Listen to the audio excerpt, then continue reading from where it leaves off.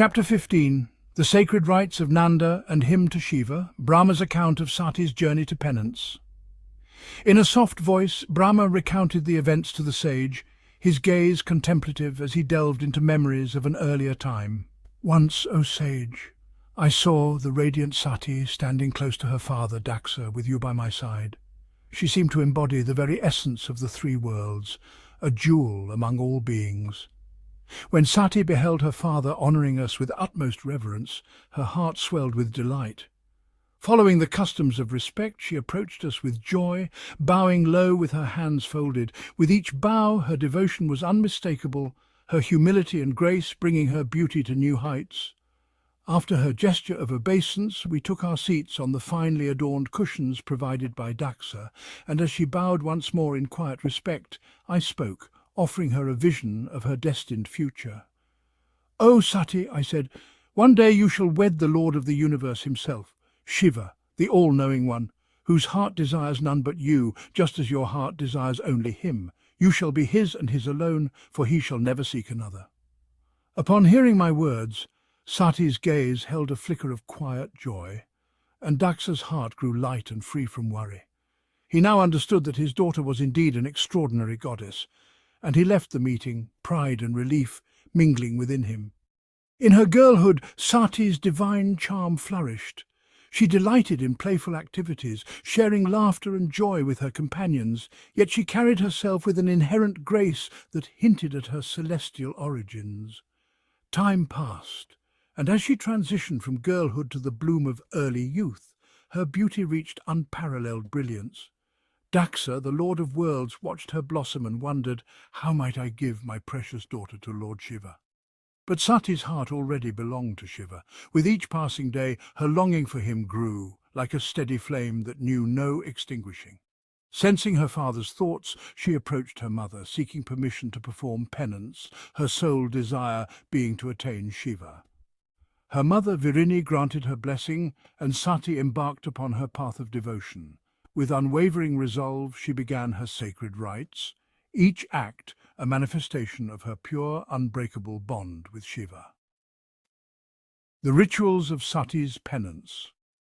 In the auspicious month of Asvina, September-October, on days known as Nandā Titis, the 1st, 6th and 11th days of the lunar fortnight, Satī offered cooked rice mingled with jaggery and salt to Shiva with deep reverence.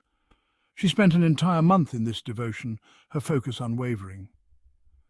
When the month of Kartika, October-November, arrived, she honoured Shiva on the 14th day with sweet delicacies, pies and puddings, her heart brimming with devotion. In the dark half of Margasirsa, November-December, on the 8th day, she offered barley and sesame seeds, worshipping Shiva with every fibre of her being. In Pausa, December-January, on the 7th day of the bright half, she stayed awake through the night, her vigil a testament to her dedication. At dawn, she offered Shiva freshly cooked rice and kosara, a mixture of jaggery and sesame seeds, her thoughts only of him. By the full moon night of Magha, January-February, Satī stood at the banks of a sacred river, her garments soaked as she worshipped Shiva, and on the 14th day of Falguna's dark half, February-March, she adorned herself in bilva leaves, presenting them to Shiva every 3 hours, with each leaf a silent prayer of devotion. In Kaitra's March-April bright half, she honoured Shiva with palasa and damana flowers, her worship extending through day and night. In Magha's bright half, she offered barley and sesame again, sustaining herself solely on milk, demonstrating a divine fortitude. As Jyestha, May-June, began, she presented cloths and brati flowers, fasting through the entire month. With each sacred observance, Sati's devotion grew more profound, her desire to reach Shiva manifesting in every breath and gesture. The gods bear witness to Sati's resolve. News of Sati's penance spread, reaching the realms of the devas and sages.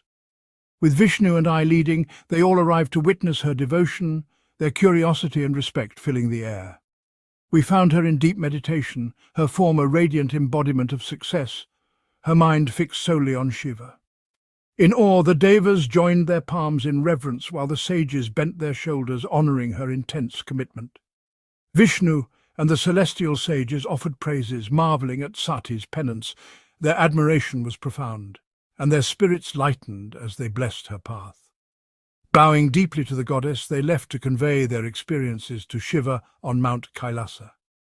Upon reaching Kailāsa, Vishnu, accompanied by Lakshmi, and I, with Savitri by my side, approached Shiva, our hearts brimming with awe and admiration. With great excitement, we chanted hymns in his praise, acknowledging his cosmic presence, the devas' hymn of praise. O Supreme Lord, the devas began. From you all that is mobile and immobile has come forth. We bow to you, the Supreme Consciousness, Mahisa, the great Atman and primordial essence of all. You are the seed from which all beings arise, the light of consciousness, and the Purusa beyond all of nature. You create, sustain, and hold this world under your care. We offer obeisance to you, self-born and unchanging. Your essence is a mystery beyond words and comprehension. O mighty Lord, we are devoted to you, the liberator of the soul, the supreme Brahman, the witness of all. You transcend all worldly forms beyond birth, death, and decay. O embodiment of light and liberation, you dwell within the hearts of the enlightened, a beacon for those who seek liberation from worldly existence. You are accessible only to the purest of hearts, those who surrender wholly to your boundless compassion. Great Lord of Yoga, we honor you, the indweller in all, whose radiance fills the universe. No worldly eye can perceive you, nor can even the most powerful beings comprehend your vastness. You are the source of all that is, and beyond all that ever will be. After offering these praises, we stood humbly before Shiva, our shoulders bowed with reverence, awaiting his blessing in the silent, sacred presence of his majesty.